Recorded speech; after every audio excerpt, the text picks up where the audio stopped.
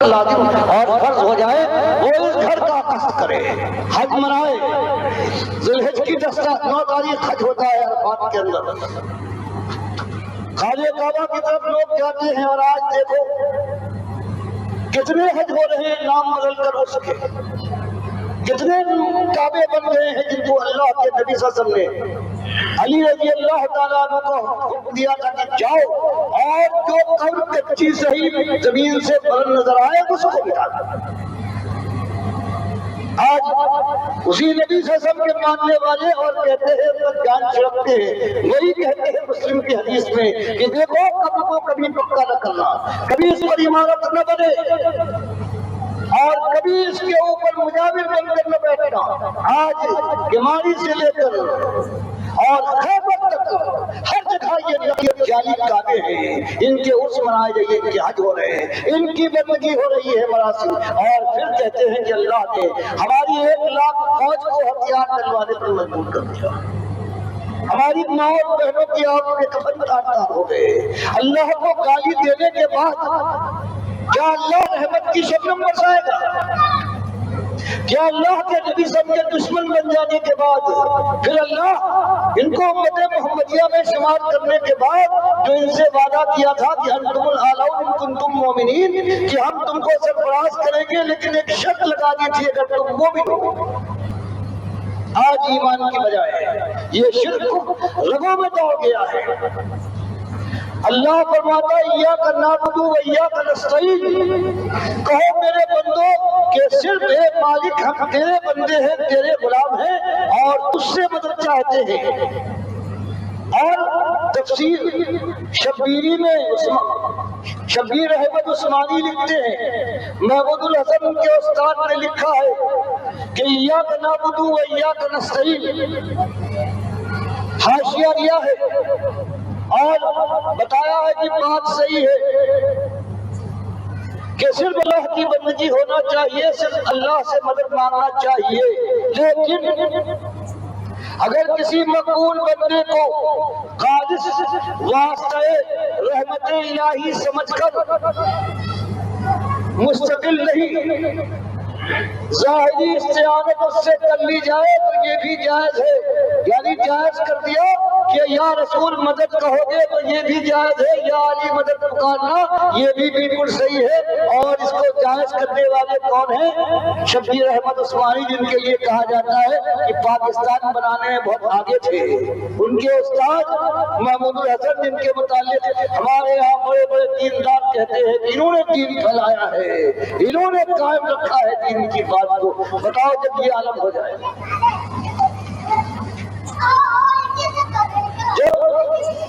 جو سب سے زیادہ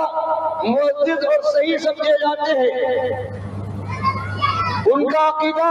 عقائد علماء دیوبند میں یہ بن جائے کہ اللہ کے نبی صلی اللہ علیہ وسلم کی ذات کا صدقہ ہے اور ان کا وسیلہ ہے بالکل جائز، جس کو اللہ شرک بتائے،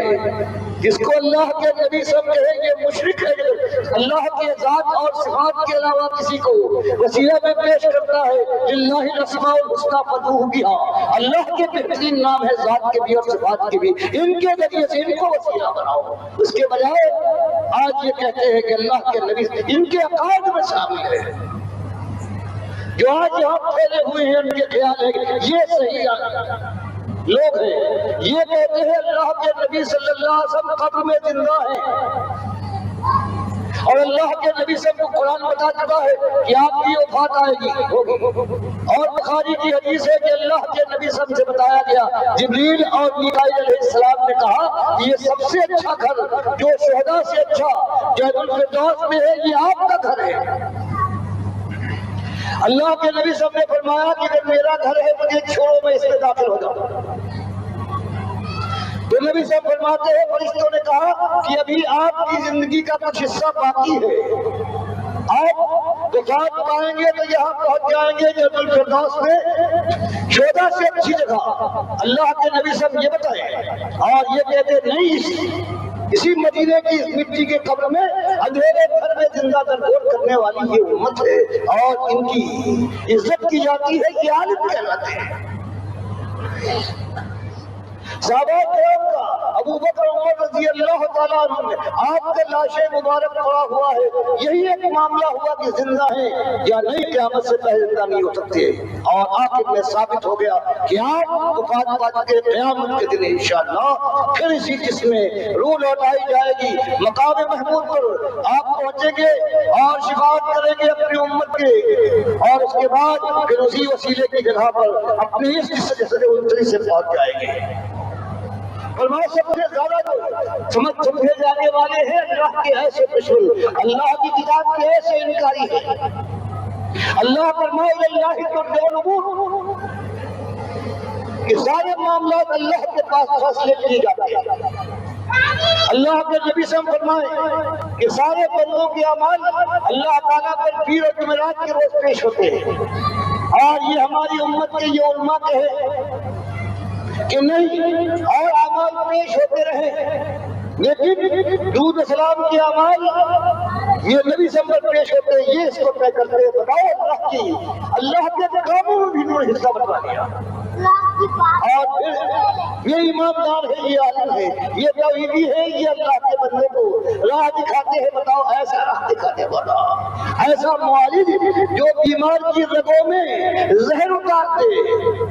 ایسا حفاظت کرنے والا کہ اپنے گھر کو اس کی وہ حفاظت کر رہا ہے خود ٹوٹ لے، ایسی بات جو کھیتی کو کھا جائے۔ تو یہ احسان ان کے کر رہے ہیں یا بدترین دشمن ہے، اس لیے کہ دین کی دعوت قرآن اور حدیث کو انہوں نے دبا دیا ہے، اور ہر جگہ یہ ملفوظات ہیں، یہ آپ کی تفسیر ہے۔ حضرت یہ فرماتے ہیں، مولانا نے یہ فرمایا ہے، اور وہ مولا جو فرماتا ہے اب وہ انسان کے سامنے نہیں ہے، وہ مولا کا سب سے معزز بندہ اور رسول جو کہتا ہے اب اس کی فکر نہیں ہے۔ جب خیر بناؤ اپنی ان ماں کو، ان سے پوچھے جو آئے ہیں ہندوستان سے 40 سال گزرنے والے ہیں، ان کی اولادیں پیدا ہو رہی ہیں سکھوں سے اور ہندوؤں اور عیسائیوں سے، اور ایمان کا دعویٰ ہے۔ تو یہ وہ لوگ ہیں، اور اس عقیدے میں، اس کفر و شرک میں کوئی الگ نہیں ہے۔ جتنے یہاں مسائل ہیں، جتنے مسلک ہیں، اہل حدیث ہوں، دیوبندی ہوں، بریلوی تو یہ تک کہتے ہیں کہ اللہ کے نبی سے ہم جن قبر میں زندہ نہیں ہے،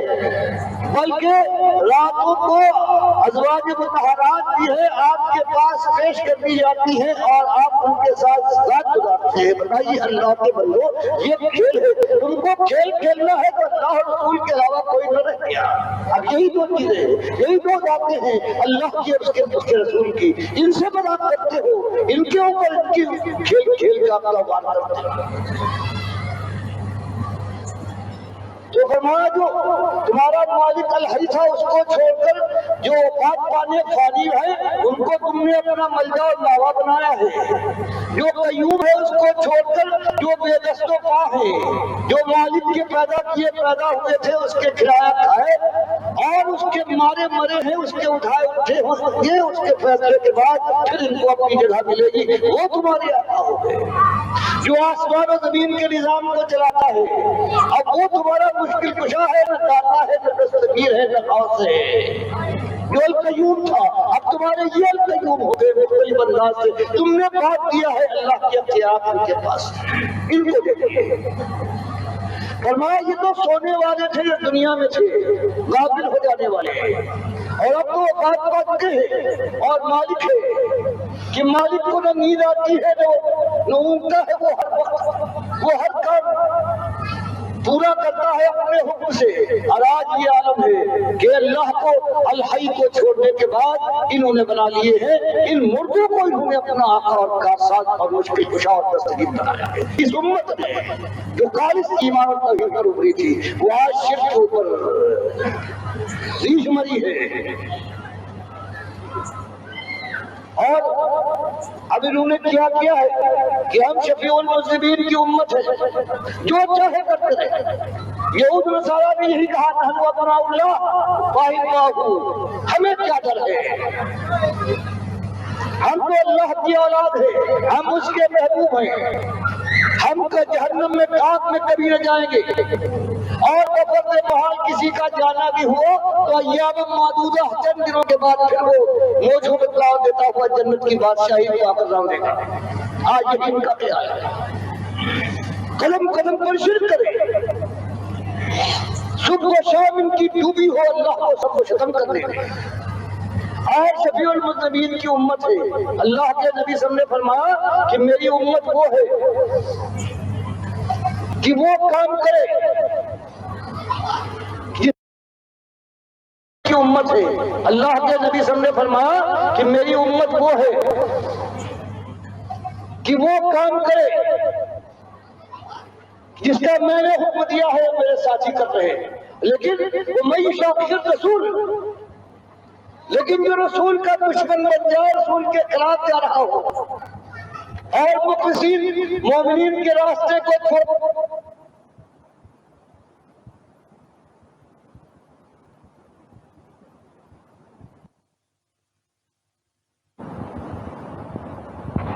آج یہی حال ہو رہا ہے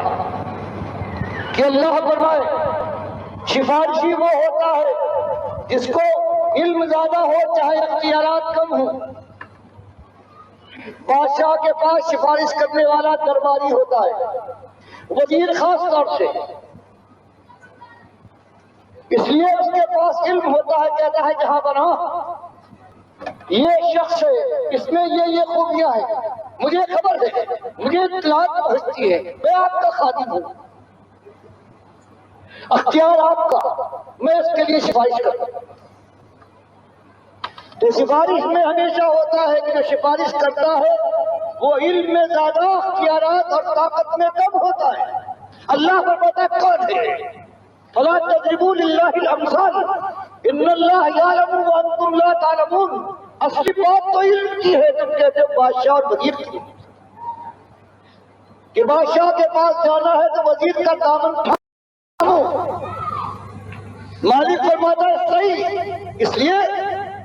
کہ تمہارے پاس تمہارے انسان کے بڑے سے بڑا انسان ہے، اس کو علم نہیں ہے، اس لیے وہ محتاج ہے، اس کے پاس علم ہو چاہے اس کی رتبہ اس سے کم ہو۔ تو تم بادشاہ اور وزیر کی مثال لگاتے ہو، اللہ کے لیے قرآن فرماتا ہے فلا تضربوا، نہ بکارو، فلا تضربوا، مت مارو، للہ پروردگار کے لیے مثال۔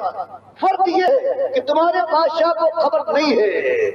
وہ وزیر کا محتاج ہے، وزیر کے پاس ساری معلومات آ کے باوجود ہے۔ اللہ کو کون بتائے گا؟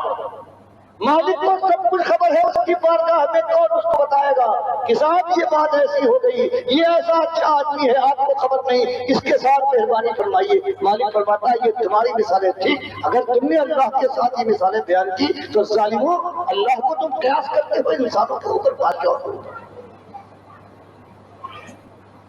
یہی مالک نے یہ جو قرآن کی عظیم ترین آیت ہے، اللہ کے نبی صلی اللہ علیہ وسلم نے اپنے صحابی اور قرآن کے سب سے بڑے ماہر اور قاری سے یہ سوال کیا کہ بھائی ابن کعب،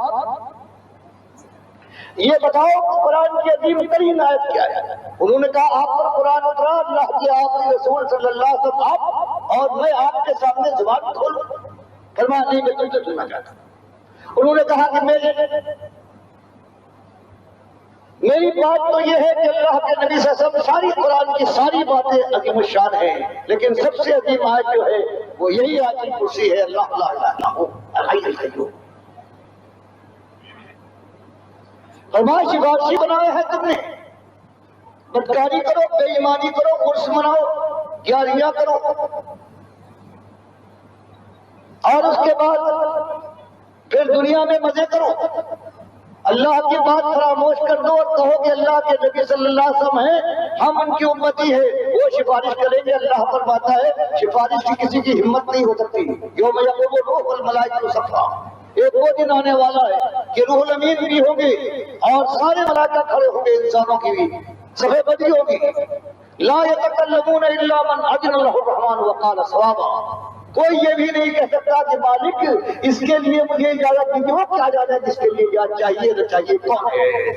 فرمایا اس کے معاملے اللہ خود نبی صلی اللہ علیہ وسلم کو سب سے زیادہ موقع دے گا،